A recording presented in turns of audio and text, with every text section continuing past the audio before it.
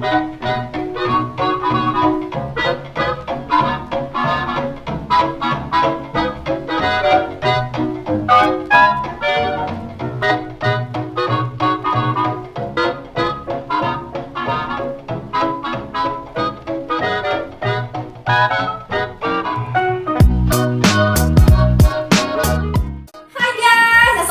warahmatullahi wabarakatuh, sahabat Almanar. Ketemu lagi dengan kita di Time to Talk dalam SMA Almanar Studios.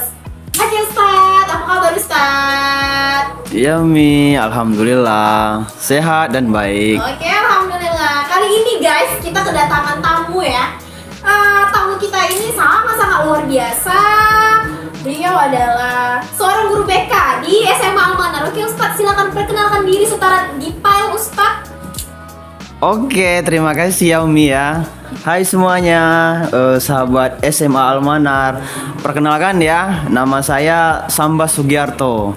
Saya berasal dari Provinsi Bengkulu. Mungkin agak sedikit jauh ya kalau kota Medan ini. Jadi alhamdulillah awal tahun kemarin ya, Januari 2023 ini bisa bergabung sama teman-teman di SMA Almanar. Oke, alhamdulillah.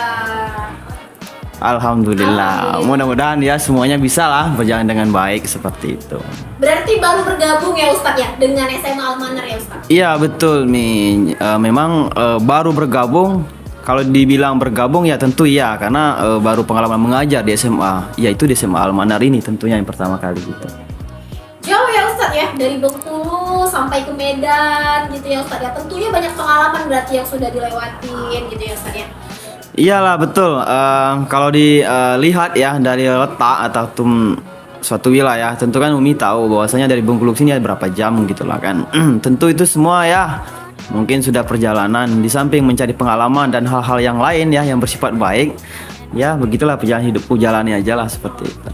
Nah Ustadz, jadi kita di sini sebenarnya mau ngebahas tentang konseling itu sendiri ya Ustadz ya. Karena kan Ustadz pakar di dalam dunia konseling ya kan. Nah jadi karena kita juga berada di lingkungan SMA yang cakupannya itu anak-anaknya kita nih lagi masa-masa fase-fase yang memang lagi bergejolak gitu kan. Untuk di konseling tersendiri Ustadz, tanggapannya bagaimana sih? Atau misalnya ada nggak formula untuk menghadapi anak-anak yang lagi bergejolak seperti ini? Oh iya. Oke, terima kasih Mia. Jadi kalau dibilang pakar ini mungkin masih jauh ya, Mia. Nanti ya nggak enak lah sama yang prop-prop gitu kan. Tapi ya masih permulaan lah gitu. Jadi terkait konseling, mungkin sebelum berbicara ke intinya ya, kita mulai dari awal, dari sejarahnya. Mungkin seperti itu lebih enak ya. Jadi awal konseling itu, ini berbicara sejarah dulu ya Mia. Jadi pada kurikulum 1984 ya teman-teman semuanya, itu istilah konseling masih bernama istilah BP, artinya bimbingan dan penyuluhan. Jadi belum BK ya. Lalu singkat dalam perjalanan ya, itu pada kurikulum 1994 ya, itu berubahlah istilah ya dari BP itu menjadi BK, artinya resmi di sana menjadi istilah bimbingan dan konseling. Nah terus menerus berjalan waktu sampai sekarang, dan terus yang perlu saya sampaikan lagi bahwa bimbingan dan konseling itu ada beberapa istilah ya, dari awal kurikulum 1984 sampai sekarang. Setahu saya ya, dan mungkin ini memang seperti itu ya, itu ada beberapa pola atau istilah ya. Ada 3. Yang pertama kali itu adalah bimbingan dan konseling pola 17 ya. Lanjut ke kurikulum 1994 tadi. Ini kalau nggak salah ya gitu. Boleh dikoreksi. Boleh dikoreksi nggak apa-apa gitu, atau komen dan like dan sebagainya ya gitu. Jadi pada tahun kurikulum 1984 itu nama BK-nya itu BK pola 17. Oke. Lanjut pada kurikulum 1994 dia berubah nama menjadi BK pola 17+. Lalu pada kurikulum Merdeka ya, itu berubah lagi, kalau saya nggak salah itu menjadi BK komprehensif. Lalu seperti apa yang membeda-bedakan hal tersebut? Pertama, BK pola 17 ya, dia ada 9 layanan, 6 kegiatan pendukung. Itu ya. Dan yang lain apa lagi itu belum ingat lagi gitu. Oke. Lalu BK Pola 17 nih. Plus ya. Tadi kalau 17 aja, sekarang BK 17 plus ya. Kalau tadi 10 jenis layanan, 9 dan sekarang itu menjadi 10, penambahan 1. Dan sekarang BK komprehensif dia sebenarnya penggabungan atau pemecahan dari BK Pola 17 plus. Nah, kalau misalnya ada 10 layanan di BK Pola 17 plus, nah di BK komprehensif dia diminimalis menjadi 4 layanan. Ada layanan dasar ya, perencanaan dan peminatan individual, layanan responsif, dan terakhir itu dukungan sistem. Nah, ini keempat layanan ini sebenarnya diformulasikan dari BK Pola 17 plus. Misalnya di BK Pola 17 ada 10 layanan ya. Misalnya ada layanan individu, layanan informasi ya, orientasi informasi, penempatan dan penyaluran individu, kelompok dan lain sebagainya. Nah, kalau misalnya di dalam BK 17 plus, BK komprehensif ya, ada misalnya layanan dasar. Nah, layanan dasar inilah yang termasuk diambil dari layanan BK 17 plus. Misalnya kan layanan orientasi informasi itu termasuk layanan dasar, bimbingan kelompok termasuk responsif dan sebagainya dan terus menerus gitu Mia. Oke Ustadz, terima kasih Ustadz, penjelasannya cukup panjang ya pemirsa. Ya. Panjang sekali. Nah, jadi Ustadz ada yang menarik sebenarnya mengenai tentang tadi istilah ya Ustadz ya. Saya juga dulu waktu zaman saya sekolah, betul. Dulu namanya guru BP, bukan betul. guru BK ya kan? Betul. Nah, jadi setelah ketika saya sudah duduk di bangku perkuliahan, istilahnya muncullah baru BK dengan konseling. Nah, dulu kan bimbingan dan penyuluhan ya kalau saya nggak salah. Betul. Sebenarnya hanya berubah nama aja atau berubah konsep juga nih Ustaz? Kalau istilah konsep ya, mengapa mengapa BK berubah ya dari BP menjadi BK? Pertama, logisnya ya, itu kalau istilah penyuluhan dia lebih identik dengan pertanian ya, seperti itu. Mengapa dirubah konseling? Karena memang konseling itu ya wadahnya untuk siswa itu mungkin gurunya bisa membantu dalam menyelesaikan masalah. Nah, kalau misalnya apa tadi Mi? Perubahan konsep. Iya. Kalau perubahan konsep ini kurang terlalu paham pula ya, ada enggak gitu. Tapi rasa walaupun tidak terlalu banyak tentu ada. Karena kan penyuluhan sama konseling itu beda. Kalau penyuluhan mungkin dia hanya melihat ya kan, mencari tahu. Kalau konseling kan dia memang untuk mengatasi atau membantu hal-hal yang memang menjadi permasalahan oleh anak itu. Jadi konseling permasalahan ya Ustaz ya. Oke, Ustaz terima kasih. Kita lanjut ya Ustaz. Boleh. Nah, jadi Ustaz, saya pernah dengar istilah bahwa guru BK itu kan? Iya, betul. Polisi sekolah. Gimana menurut Ustaz? Tanggapan Ustaz gimana sih? Karena juga saya kebetulan Ustaznya sudah hadir di sini, mungkin bisa kasih pengertian sederhana saja Ustaz, biar teman-teman yang nonton ini juga paham gitu konsep dasarnya saja. Apakah harus takut tuh? Harus ditakutin? Apakah hanya anak bermasalah saja tuh yang masuk ruang BK kayak gitu? Biar sama satu persepsi kita sebenarnya. Betul. Jadi terkait BK polisi sekolah, inilah yang kami dari BK ya Mi, yang harus dikembalikan lagi marwah BK itu. Nah, jadi kalau misalnya sekarang ya atau misalnya kemarin-kemarin, bahwasanya siswa atau di sekolah itu bahwasanya menganggap guru BK itu sebagai polisi sekolah. Nah, ini kan sesuatu pandangan yang tidak bagus. Nah, jadi kemarin memang sering ya saya ikut seminar, karena kan kebetulan di UNP itu banyak sekali ya kan yang profesor-profesor dari BK. Jadi ketika lihat pengalaman bahwasanya ya begitulah, seperti itulah yang dianggap. Nah, inilah yang sekarang lagi diupayakan bahwasanya tidak seperti itu yang sebenarnya. Lalu seperti apa yang sebenarnya? Tujuan BK itu adalah mengembangkan kehidupan efektif sehari-hari siswa. Artinya mengembangkan ini bukan hanya misalnya dia memiliki keterampilan apa, nah disitulah dikembangkan nih. Kalau misalnya dia belum ada keterampilan, maka tugas guru BK adalah mencari apa yang menjadi permasalahan atau menjadi keterampilan dia atau skill dari dia. Lalu tujuannya selanjutnya yaitu mengatasi kehidupan efektif sehari-hari yang terganggu. Jadi inilah yang mungkin bisa kita istilahkan dengan membantu siswa yang menghadapi permasalahan atau mengalami pemikiran yang terganggu. Bisa juga membantu siswa yang mungkin akan menghadapi atau akan mengalami permasalahan. Nah, jadi seperti apa tugas BK yang sebenarnya? Ya itu dia. Kalau misalnya kemarin itu banyak sekali guru BK yang mungkin ketika siswa bermasalah, entah misalnya dihukum langsung ya, atau misalnya rambut panjang, terus tuh celananya kuncup ya kan, lalu digunting langsung sama gurunya. Nah sebenarnya tidak seperti itu yang dilakukan, tetapi mungkin karena tuntutan dari sekolah, ya mereka pahamnya seperti itu, maka terkadang guru BK itu ya seperti itu yang dilakukan.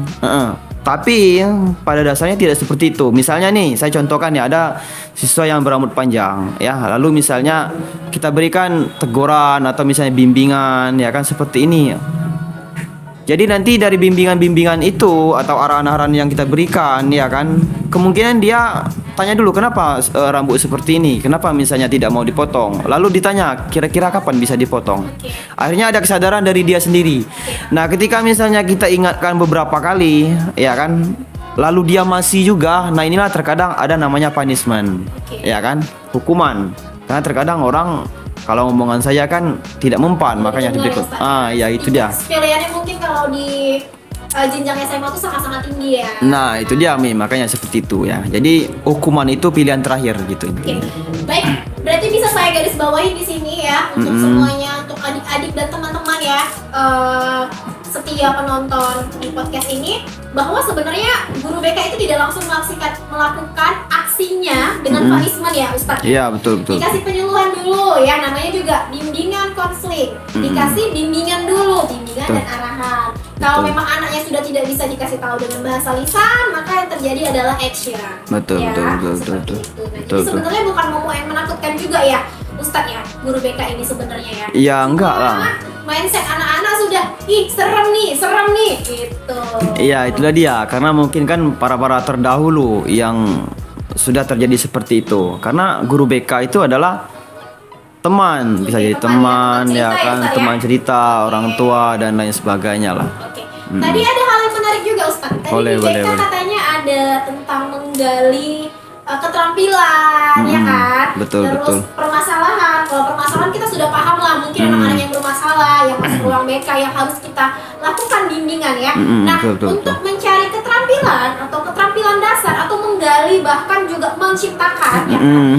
Apakah itu berpengaruh dengan minat bakat atau tentang jenjang karir? Karena saya pernah lihat kalau di BK itu ada istilah pohon karir ya. Ada, betul. Coba dijelasin dulu, mungkin adik-adik yang lain dia paham. Betul. Jadi gini ya, ada terkadang kita melihat seseorang ini kan memiliki bakat ya atau skill tertentu.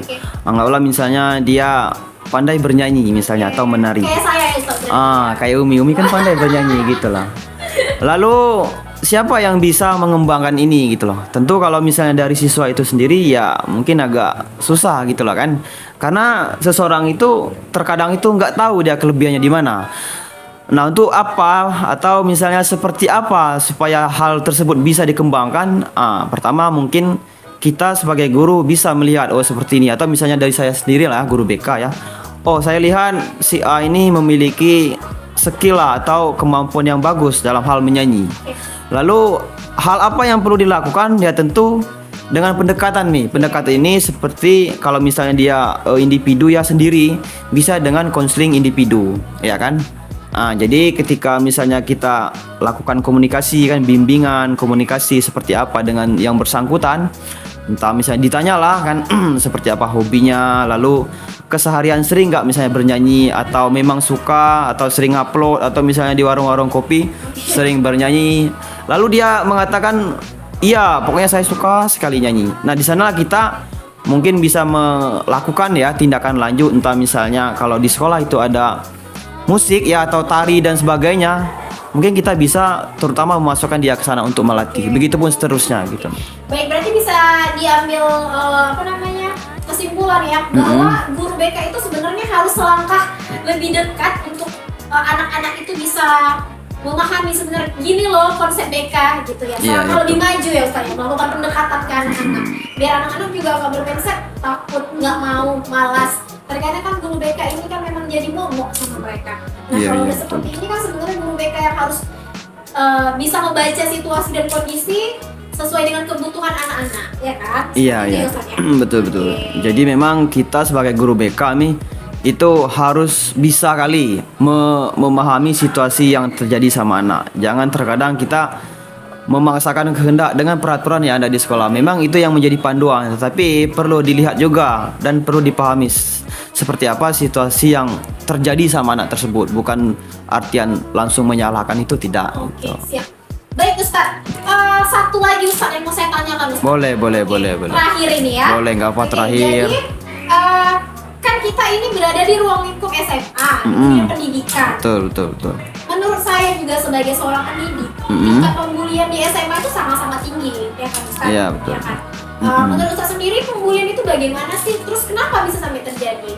Ada nggak sih juga tindak lanjut kita seperti itu Ustaz? Ada nih. Jadi kasus bullying ya itu memang banyak sekali diangkat menjadi topik nih ya. Pertama, misalnya saya lihat teman-teman di S2 kemarin ya, itu tesisnya memang rata-rata tentang pembulian. Lalu kami kan kemarin ada namanya PL ya. Walaupun S2 ada PL ya, enggak tahu lah kalau yang lain kan. Ada PLBK nih. Jadi PLBK ini apa yang dilaksanakan tentu kan membantu segala arus di sekolah tersebut. Lalu kami dari pihak sekolah di sana ya, ini mungkin saya sampaikan nggak apa nama sekolahnya ya, mungkin SMA di Padang, nggak boleh ya, gitu ya. Pokoknya SMA di Sumatera Barat, atau salah satu di Kota Padang.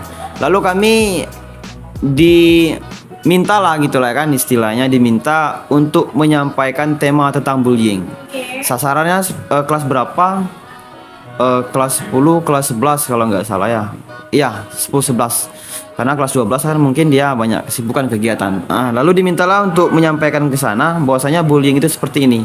Nah, mengapa bullying itu sering kali terjadi? Jangan kan di sekolah, kita aja mungkin di lingkungan rumah ya. Ada misalnya saudara aja lah, janganlah orang lain. Ya kan saudara, oh kok kamu gemuk kali kayak gitu nah kan. Berarti itu bentuk bully ya? Itu bentuk bullying. Jadi memang bullying itu kan sesuatu yang menyakiti orang lain. Nah, kan ada beberapa jenisnya, ada bullying verbal ya kan, fisik, cyberbullying. Terus body shaming ya. Itu bagian dari bully juga ya, Sar ya? Bully juga. Terkadang orang mengapa dikatakan bullying karena orang yang menjadi korbannya itu dia tidak suka gitu loh. Misalkan bullying verbal ya kan, dari lisan ya kan. Bahasa ya berarti dari ya. Bahasa, verbal bahasa. Kalau fisik kan mungkin itu dia lebih tinggi lagi kekerasan gitu. Jadi seperti apa ini terjadi? Ya karena mungkin dia lebih baik daripada orang itu. Itu dasarnya. Jadi merasa ya Ustaz, merasa lebih lebih baik, lebih unggul, lebih oke. Padahal kan belum tentu. Kalau misalnya ada orang gendut, kita misalnya kurus, bagus badan, ya kan? Jadi dia ibaratnya tidak bisa memikirkan, oh nanti kalau saya seperti itu gimana? Itu mindsetnya dia lebih bagus daripada yang lain, makanya dia seperti itu gitu. Siap. Jadi bully itu sebenarnya sangat-sangat berbahaya ya Ustaz? Sangat-sangat berbahaya, makanya. Iya betul nih. Kalau misalnya pelakunya orangnya misalnya muda down ya, atau misalnya bergaulnya kurang, agak tidak, pokoknya tidak terlalu oke lah dalam bergaul, itu mungkin bisa menyebabkan down dan lain sebagainya. Dan saya nggak tahu lagi, mungkin tadi Umi ya banyak bertanya, mungkin saya boleh bertanya gitu.